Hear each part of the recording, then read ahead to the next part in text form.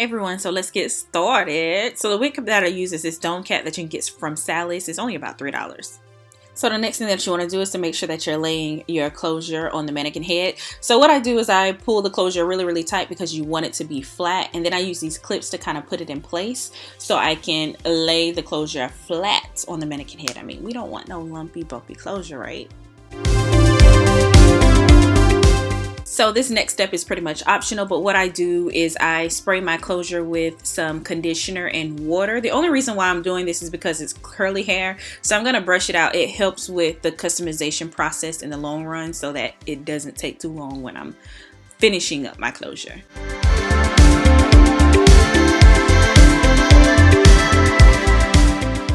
Right now I'm tying the hair back because we're about to get ready to sew this closure on. Okay, so let's talk about sewing for a second. So as you can see, I'm actually sewing through the lace closure.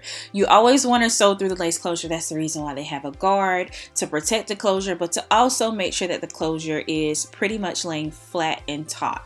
So sew through the closure, but also you want to make sure that you do not sew through the elastic band. The reason why you don't want to sew through the elastic band is because if you do, then your cap will not stretch and it will not fit your head. You want the cap to stretch so that it fits your head and it lays flat when you're going to the installation process.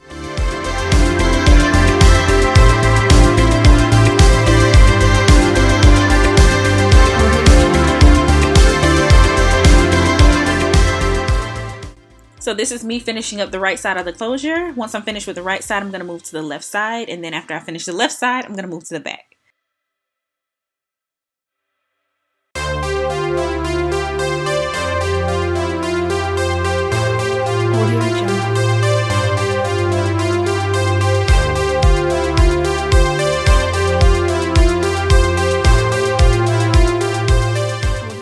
So the method that I use for sewing is the loop method. So as you can see, my needle is actually going through the middle of the thread each time, and that actually allows the stitching to be really tight and really neat. So now that the whole closure is sewn down and you can see how tight and neat that is, I'm going to go ahead and start laying the tracks for the rest of my wig. So the only thing that I do first is to make sure that I'm having like a perimeter kind of track. So I go from ear to ear and then I start sewing. You always want to make sure that you're going at the edge of the cap so that none of the cap is showing. So go as close to the edge as you can, and making sure that you are not sewing on the elastic band. That's really important. Very important. That's one mistake that I made, a long time ago. So don't sew on the elastic band, and all I'm going to do right now is just sewing from ear to ear.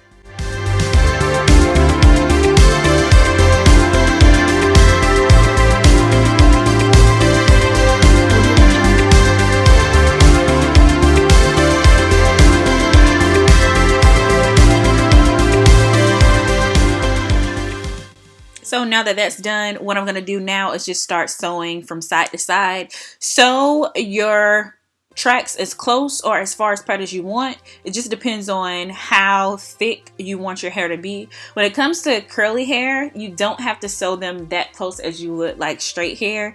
But I like really big hair when I'm doing curly hair, so my tracks are going to be, really close.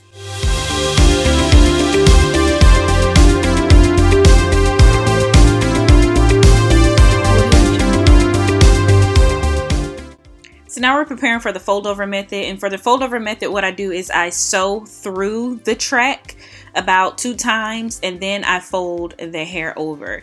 And once I fold the hair over, I'm gonna sew through the track at least 1 or 2 times again. It just depends on how flat it's laying, but you always want to make sure that you're sewing through the track for the fold over so that it lays really flat.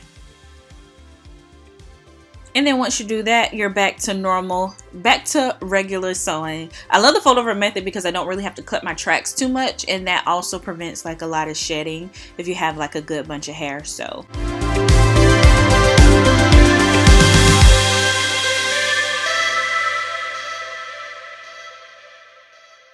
Audio Jungle.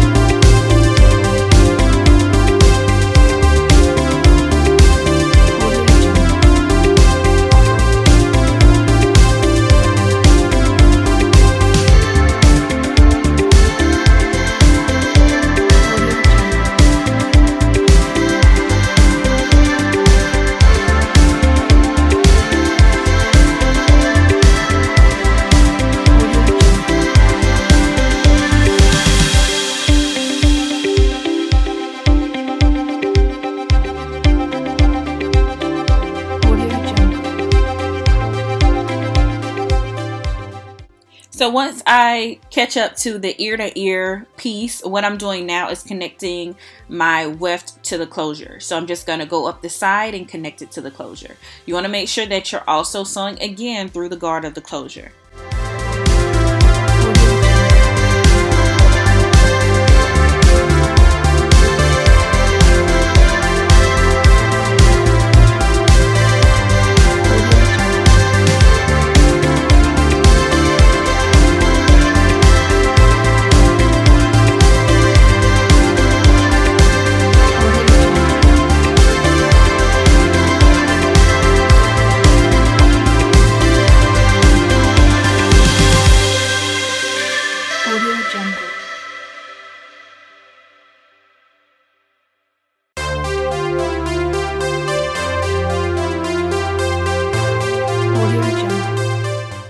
And once you're at this step on the other side, what I'm going to do is just bring the track all the way over left to right.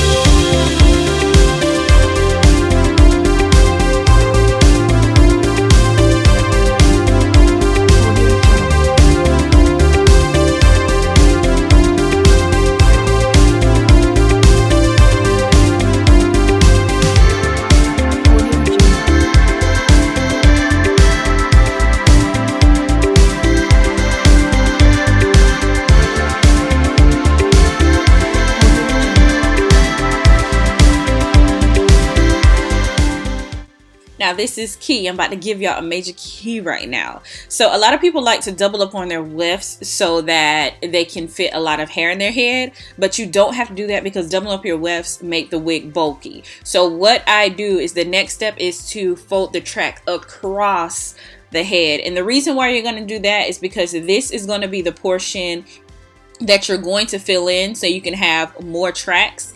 So all I do then is to sew across the head, and then I'm going to go back and fill that gap that you see. I'm going to go back in and I'm just going to fill that in left to right. So no more bulky wigs and no more doubling up on your closures. All you have to do is just do this, and then your wigs will be very thick and very full. We don't want no thin wigs either. So just fill that in pretty much left to right, and that's what I'm doing.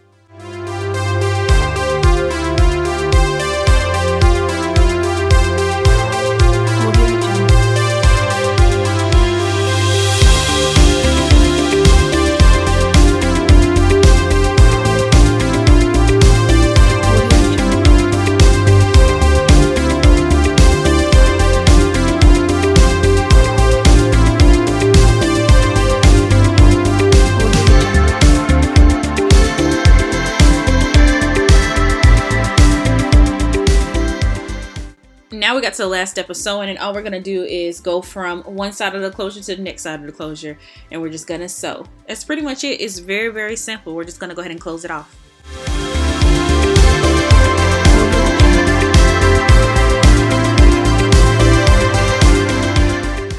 So let me tell y'all one thing. If y'all see ripples in the cap like you see on mine, that means that you actually sewn through the elastic band. I was trying to get this wig made so quickly, so I did sew through the elastic band, and plus doing the video was making it hard for me to sew. Just you don't want to see those ripples. I'm low-key crying inside right now.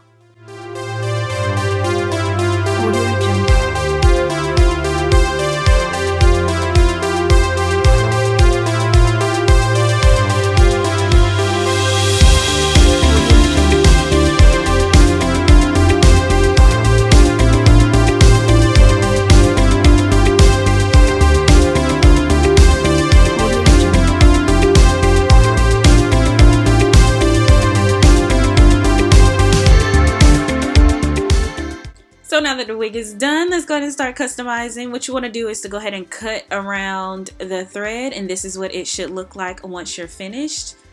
So this is what it looks like before I start putting in this work. So what I'm going to do next is to go ahead and decide how I want the parting to be, and I want it to pretty much be a middle part, even though I'm starting to wear it as a fold over. But anyway, so that's what I'm doing right now, is parting it, and then the next step is to tweeze. You want to tweeze the parting. If you have not tweezed before, what I want to tell you is to make sure that you are just plucking kind of generously. Don't pluck too much because you don't want to tug too hard on the lace. You don't want to destroy the lace.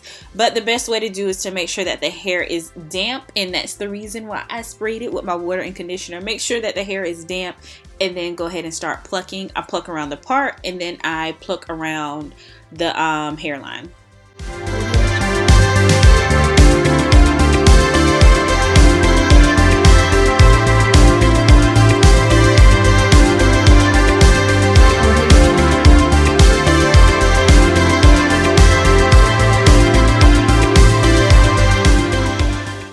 So this is it, you guys. This is the final. This was a really highly requested video, so I'm glad I was able to go ahead and get this out for you, even though I struggled filming it. But don't forget to subscribe for more hair tutorials, and I will see you ladies in my next videos. I have some pictures at the end for you.